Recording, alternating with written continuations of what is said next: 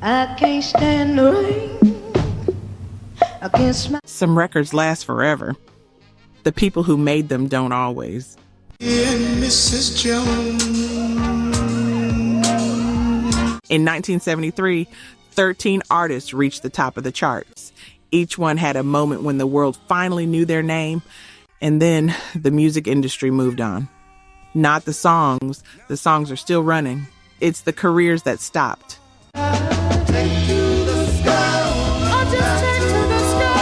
Face the hardest times you could imagine. It was kung fu fighting. Those gonna teach you tonight, boy, you never. just be thankful. But it's just a misdemeanor. You got to get over it. Take me in your arms, rock your baby. Live together. Why can't we live together?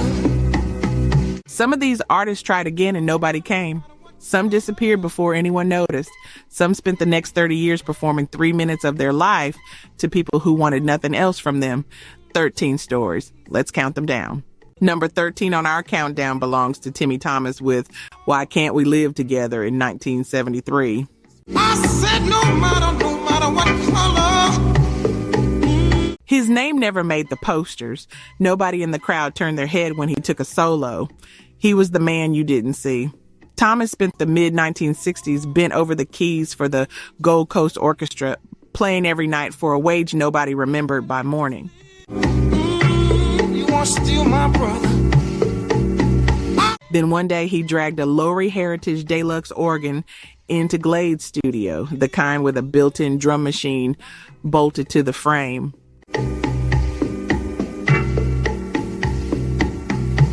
He didn't have money for a real drummer. He didn't have a band to pay. So he kicked on the Maestro Rhythm King and laid down a track in a single pass.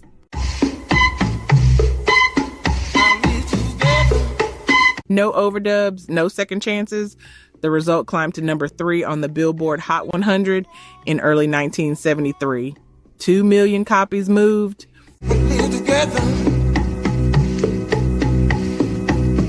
Money piled up, but that lightning had a short fuse. His follow-up People Are Changin' dropped 72 spots on the charts and died at number 75. Tell me why. The bottle was empty. Decades later, Drake took that organ riff and fed it to billions of kids who never learned Thomas's name. At position 12 sits Ann Peebles with I Can't Stand the Rain, released in 1973.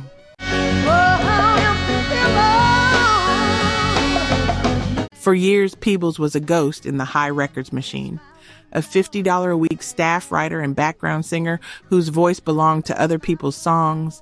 Her name stayed off the sleeves. Her pockets stayed empty. Then a Memphis thunderstorm refused to quit on a night in 1973.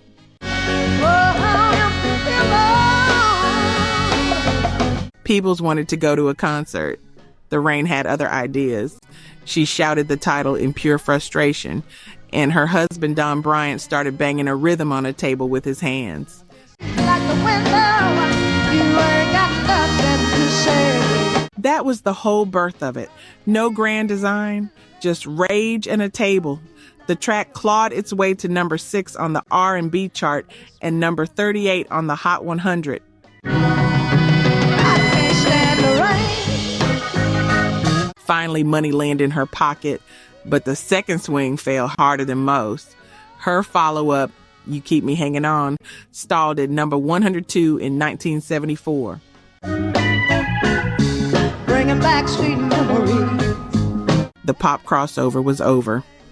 She went back to R&B, where she kept releasing records on High Records through the rest of the decade. The pop stations stopped calling.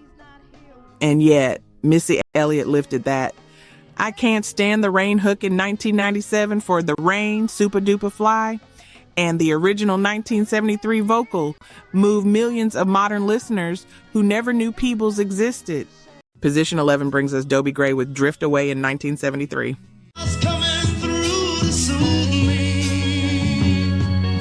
Gray was a black singer with R&B roots, but Drift Away landed somewhere between soul and Nashville country rock, and that gray area is exactly why it crossed over. Between 1970 and 1972, he was an actor in the Los Angeles production of Hair, singing other people's parts while his own career lay dead. He was a hired voice in a tribe scene. Then Mentor Williams scribbled lyrics on a scrap of paper in a Nashville hotel room and handed them to Gray at Quadraphonic Sound Studios. I wanna get lost in your rock and roll and drift away. That specific sheet of paper was the only thing standing between Gray and permanent obscurity. Without it, he never finds the words that save him. So I'm counting On May 12, 1973, the single climbed to number 5 on the Billboard Hot 100. Over 1 million units moved.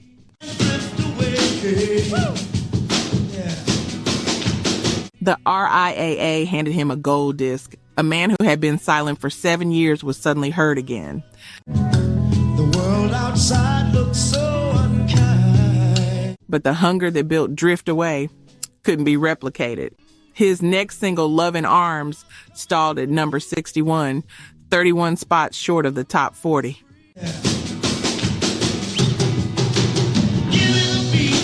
He spent years chasing that ghost and never caught it.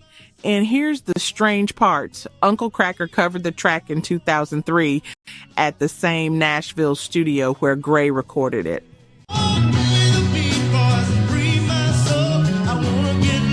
The new version spent 28 weeks at number 1 on the adult contemporary chart. The song outlived the singer's moment. Number 10 belongs to Bloodstone with Natural High in 1973.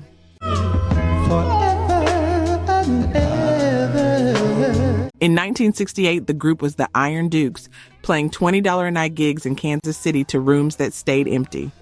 They were broke and stuck, so they fled to London to escape the grind. Producer Mike Vernon hauled them into Decca Studios and cranked the reverb on the vocal tracks to hide a hard truth. They didn't have a full orchestra behind them. I don't even know you. It was a trick. The reverb was the orchestra. The track hit number 10 on the Billboard Hot 100 in 1973.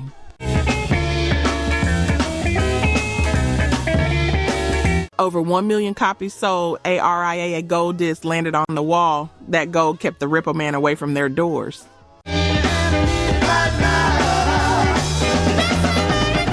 That's real, but the follow-up, Never Let You Go, stalled at number 43, a 33-spot drop that announced the end. Their time in the big leagues was finished.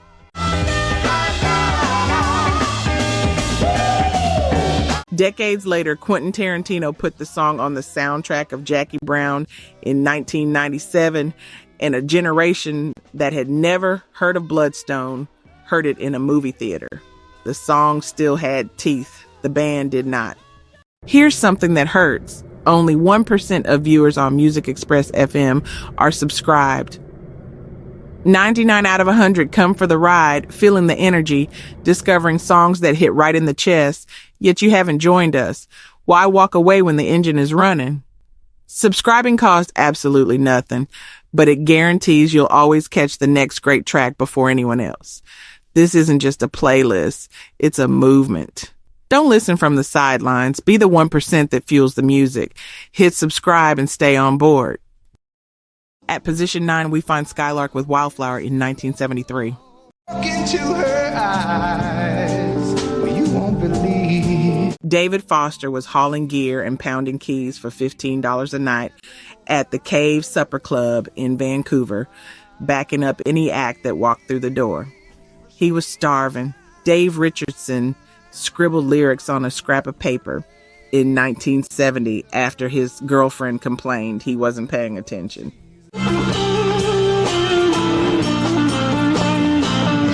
That late night argument was the seed. Without that fight, the song never touches the tape.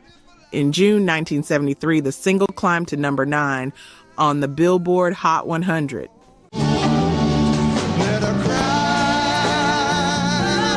Over 1 million copies moved, but the band was drowning in old touring debts, and the money came in and went straight out. But she's a child. Their follow-up, It's a Crying Shame, stalled at number 44. By the end of 1973, they were broke and finished.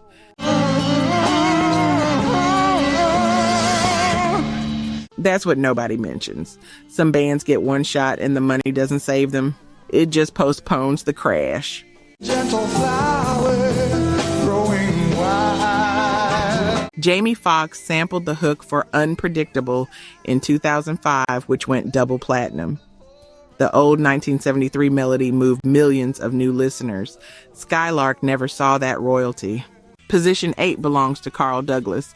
The record doesn't technically arrive until December 1974. But the story begins a year earlier. In August 1973, Bruce Lee's Enter the Dragon hits theaters, and half the planet suddenly wants to throw a punch. Douglas spent years as a session singer for Pie Records, making peanuts while his name stayed off the record sleeves and his pockets stayed empty.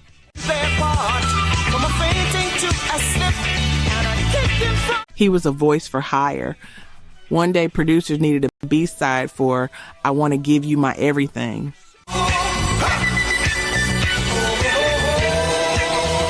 They gave Douglas 10 minutes at the end of a 3-hour session to lay down a vocal, or the track stayed dead. 10 minutes, that was his window. The record hit number 1 on the Billboard Hot 100 on December 7, 1974.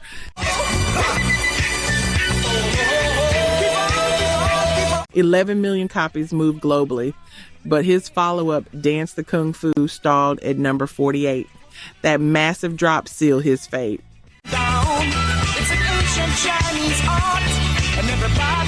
He was a one-hit wonder for the rest of his life, and yet the song plays every time a character throws a punch in Kung Fu Panda and every martial arts film that followed.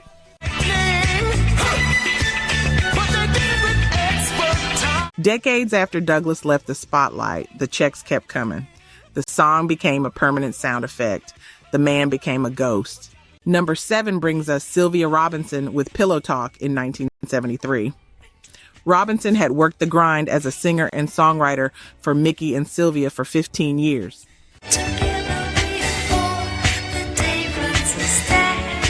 By 1970, her Stang Records label was so broke she was personally hauling boxes of vinyl to distributors just to keep the lights on.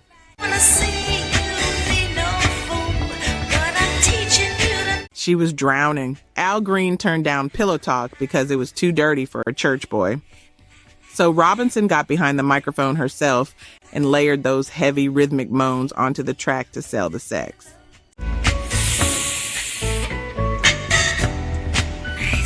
Her bank account was empty. Desperation was the only tool left. On May 19th, 1973, the record hit number 3 on the Billboard Hot 100.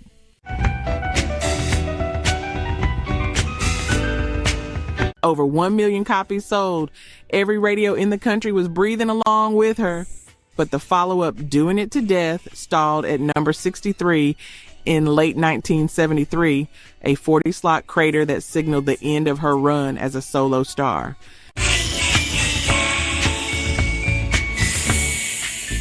She shifted from the spotlight to the boardroom. Here's what lingers. Her heavy-breathing moan hook lives on as a staple sample in hip-hop, most notably on Jay Dilla's Love. Her voice stayed in the clubs. She did not. At position 6 sits Billy Paul with Me and Mrs. Jones. The record dropped in late 1972, but the world didn't officially agree on it until March 1973, when Paul walked to a Grammy podium and won Best R&B Vocal Performance. He was 39 years old. Paul spent 20 years grinding in Philadelphia jazz clubs and served in the Army with Elvis Presley, only to be labeled a new artist at the end of 2 decades. 2 decades of work erased by a single chart entry. Gamble and Huff sat in Dirty Frank's bar on 13th and pine watching a real-life man meet a woman at the jukebox every day at 6:30 p.m.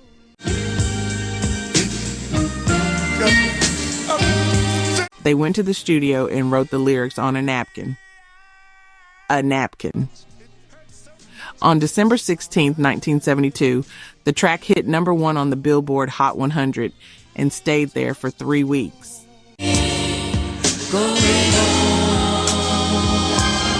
Over 2 million copies moved, but the follow-up, Am I Black Enough for You, peaked at a dismal 79 on the charts.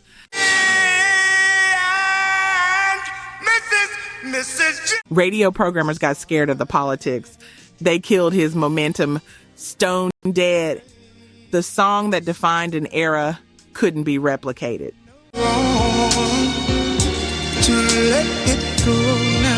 Yet in 2018, the movie Free Solo blasted the track during a van scene to show the climber's obsession.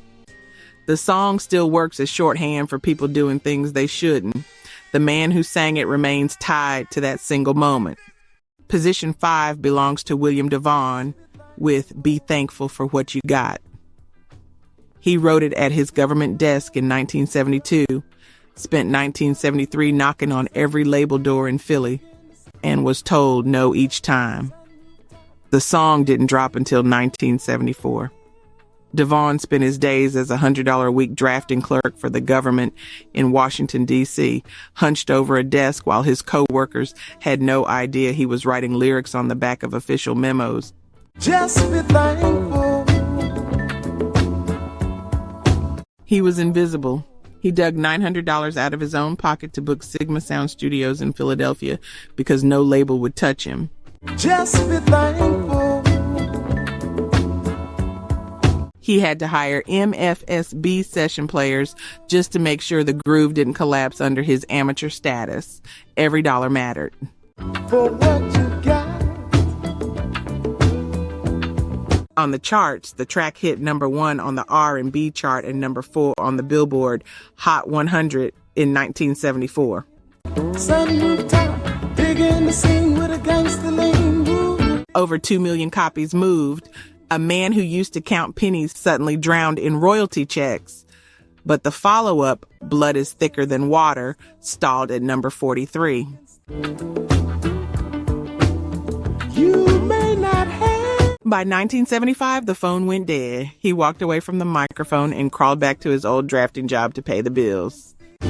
Diamond in the back, sunroof top, big in the scene with a gun. And that's the part that doesn't sit right. Massive Attack ripped the entire backbone of the track for their 1991 song, Be Thankful for What You've Got. The bass line still moves bodies in clubs. Devon vanished from the stage. Number 4 brings us Foster Silvers with Misdemeanor, released in 1973. Foster was a background grunt in the family band The Silvers under MGM Records, pulling 0 solo credit until he was 14 years old.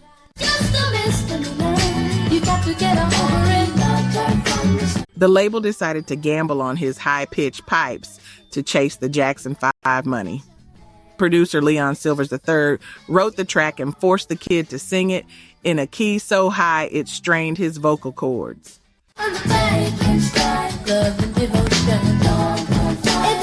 That strain created a specific teenage squeak, a sound that vanished the second Foster hit puberty and his voice dropped an octave.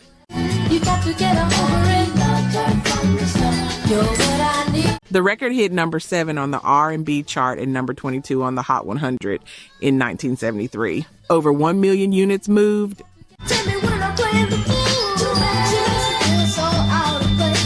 A gold disc landed while the kid was still young enough to be in junior high.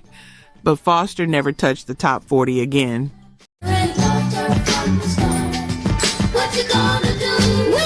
His follow-up, Hey Little Girl, stalled at number 92, a massive 70-slot crater that proved the public had already moved on.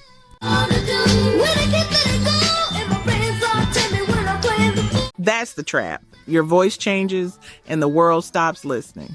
In 1989, Dr. Dre produced the DOC's It's Funky Enough and pulled the groove straight from this 1973 recording, turning a kid's bubblegum track into the backbone of a West Coast rap classic.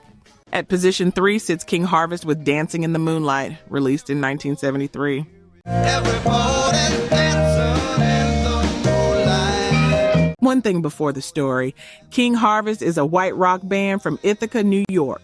Not soul, not R&B, but this song lived in the same airspace as everything else on this list in 1973, and a hit is a hit regardless of who made it. Sherman Kelly hammered keys for a paycheck at the Honk Club in Ithaca, New York, backing up Biff Rose. He was just another face in the crowd until a gang in St. Croix beat him so bad he nearly died in a puddle of his own blood. Keep that alive. Everybody was dancing in. He crawled into a recovery bed with a broken face and wrote the tune to escape the memory of being stomped. Everybody's feeling warm and right in the sweat. That brutal assault was the only reason the song existed. Without that violence, there was no fever dream, no peaceful world to sing about. Moonlight, dancing in the moonlight. Everybody. On the charts, the track climbed to number 13 on the Billboard Hot 100 in 1973. 3 years of silence turned into a gold record that put food on the table for the whole band. Everybody's feeling warm and right in the sweat. But King Harvest tried to catch lightning twice with A Little Bit Like Magic, and it died at number 91, a massive 78-slot crater that proved they were yesterday's news by year's end. Things loose, they keep that alive. Everybody. Top Loader ripped the soul out of the song for a 1999 cover that went multi-platinum in the UK. The melody still prints money. Nobody remembers the guys who bled for it in 73. Position 2 belongs to Steelers Wheel with Stuck in the Middle with You, released in May 1973.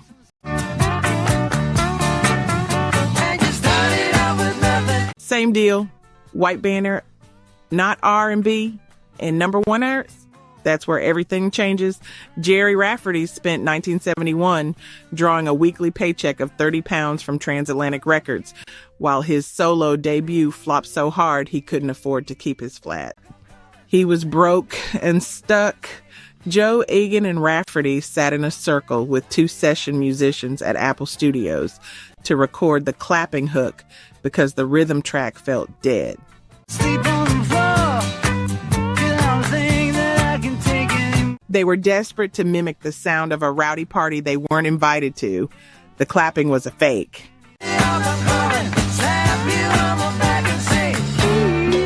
The track hit number 6 on the U.S. Billboard Hot 100 in May 1973. Over 1 million plastic discs moved. Jokers to the right, here I am, stuck in the middle with you. Finally, meat landed on the band's table, but the follow-up, Everyone's Agreed That Everything Will Turn Out Fine, stalled at number 50, a 44-slot crater that proved the band was already headed for the scrap heap.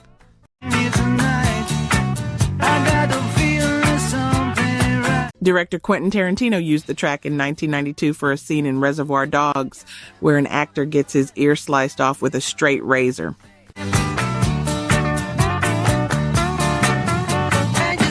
That single moment cemented the tune as the permanent soundtrack for cinematic torture. The song lives on. The band does not. Number 1 on the countdown belongs to George McCrae with Rock Your Baby, released in July 1974. McCrae spent years in the Navy and worked as a process server for the Miami courts, while his wife Gwen got the solo deals.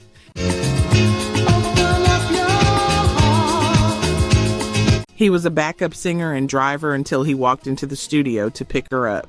Harry Wayne Casey couldn't hit the high notes on the demo, so he handed the microphone to McCrae, who squeezed into a vocal booth at TK Studios to lay down a falsetto track.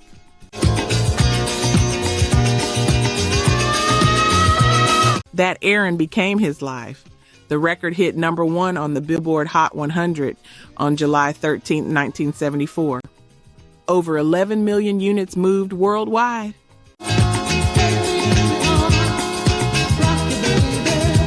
A process server became a king for a summer, enough cash to remake his entire life. But success died in the shadow of that first hit.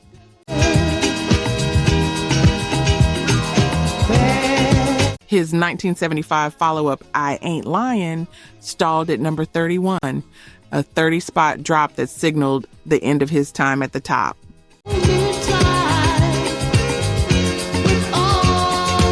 That's the golden albatross, the hit that gives you everything and takes away your freedom. The session that Casey and Finch ran in 1973 became the blueprint they used to build KC and the Sunshine Band into one of the biggest acts of the decade. McCrae got the vocal credit. They got the career.